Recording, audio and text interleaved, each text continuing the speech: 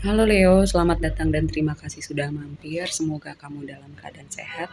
Ini adalah reading tengah bulan November. Kita akan lihat apa yang kamu perlu tahu di tengah bulan ini ya.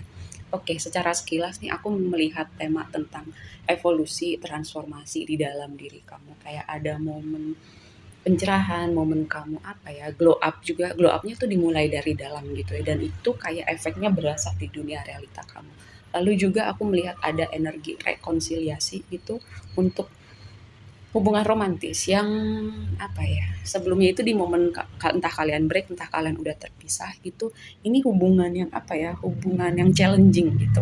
Mungkin kayak jadi kayak berakhirnya atau kalian breaknya itu bukan karena ada pihak ketiga, tapi lebih kepada individu-individu di dalamnya itu punya kepribadian-kepribadian, bukan aku maksud ngetawain gitu ya. Jadi kayak kepribadian kalian itu mungkin sama-sama egois, mungkin sama-sama masih muda pas ketemunya, egonya masih tinggi atau keras kepala.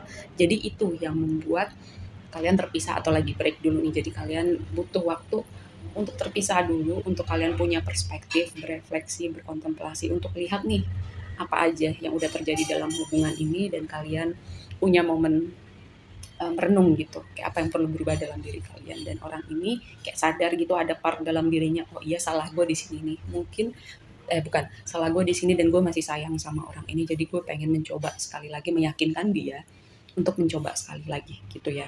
Oke, mari kita lihat energi kamu overallnya adalah descendant. Descendant itu kata kuncinya invitation. Descendant itu di natal chart ya.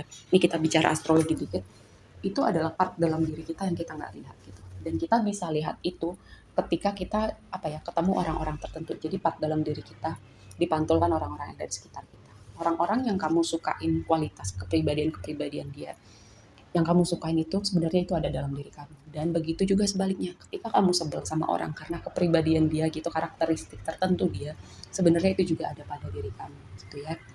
Dan ini sebuah eh, apa ya, sebuah kayak sebuah undangan untuk diri kamu gitu, untuk melihat lebih jauh ke dalam diri kamu. Kalau kamu suka sama seseorang secara kepribadian, kalau kamu nggak suka sama seseorang secara kepribadian juga gitu. Jadi ini sebuah reminder untuk melihat ke dalam diri kamu gitu ya. Dan itu juga membuka pintu untuk kamu menemukan bahagia kamu, untuk menemukan pemulihan dalam hidup kamu, dalam diri kamu ya. Karena kartu energi oracle kamu yang pertama itu adalah door to personal healing dan happiness gitu. Pintu menuju kebahagiaan dan pemulihan.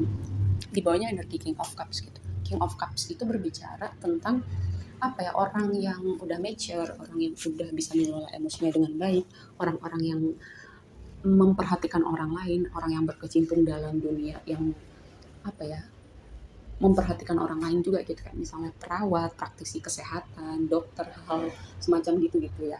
Kayak orang yang merawat orang lain dalam bidang pekerjaannya. Itu King of Cups seperti itu.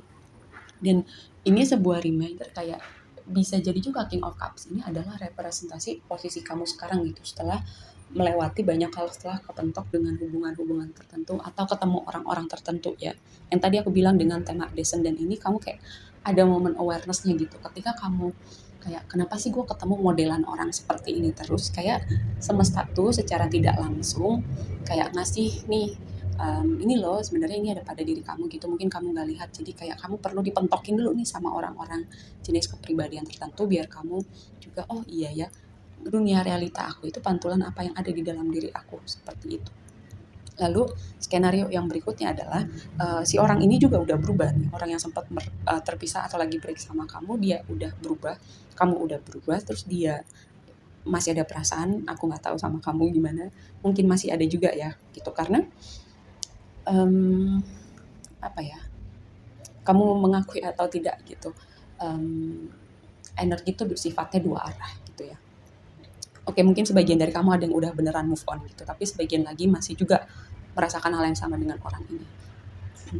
Dan crossroad itu merepresentasikan uh, kayak membuat pilihan gitu, di persimpangan jalan membuat pilihan mau kemana, memberi kesempatan lagi sama orang ini, mencoba sekali lagi, atau kamu ya udah move on sama hidup kamu gitu. Karena kalau kamu beneran sudah yakin kamu move on, kamu nggak akan ragu gitu untuk mengatakan tidak ya. Ini sebuah reminder gitu. Dan si orang ini sadar bahwa ada loh, mungkin egonya dia, mungkin keras kepalanya dia, mungkin perilaku-perilaku tertentu dia gitu yang juga berpengaruh pada merenggangnya hubungan ini atau berakhirnya hubungan ini ya. Lalu yang berikutnya juga gini, cakra yang terakhir itu energi oracle yang terakhir itu adalah cakra root cakra gitu, cakra yang paling bawah itu sekitaran tulang ekor kita, posisinya itu merepresentasikan rasa aman kita, rasa berpijak di bumi kita gitu. Mungkin kamu udah belajar gitu menemukan rasa aman, damai, menemukan kebahagiaan, menemukan rasa cukup di dalam diri kamu. Karena di bawahnya itu ada hangman. Hangman itu adalah kayak perubahan perspektif, pencerahan gitu.